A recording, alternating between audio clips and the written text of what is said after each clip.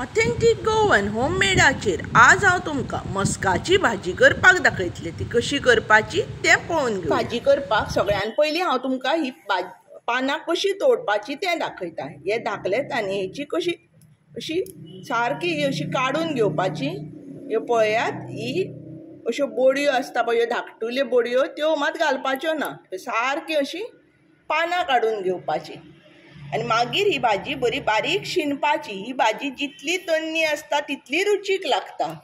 आतां ही आमी सगळी अशी पानां काडून घेवया। पानां काडून घेतल्या आनी धुवन घेतल्या। आतां आमी ही बारीक शिनून घेवया।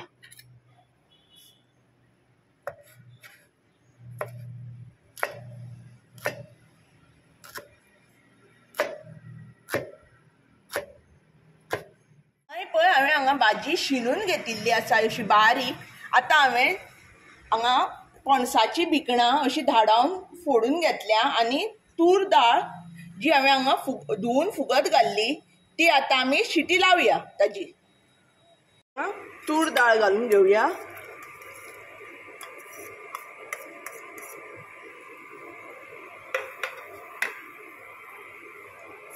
भिकणां घालया पणसाची आनी हातून दाळ जी लागिल्ली आसा तातूंत उदक घालून ती काडून घेवया। आतां आमी कुकर लावया आनी बारीक गॅस दवरून एक शिटी काडया।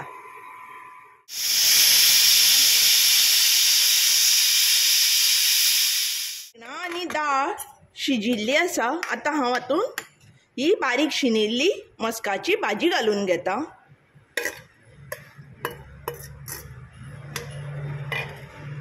हातून आतां हांव मिरसांगेचो पिठो घालता, जो हांवें 1 कुलेर घेतला। मागीर हे अर्द कुलेर हळडी पिठो घालता,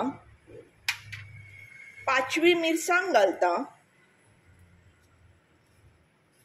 मीठ घालता आनी हे सगळें सारकें मिक्स करून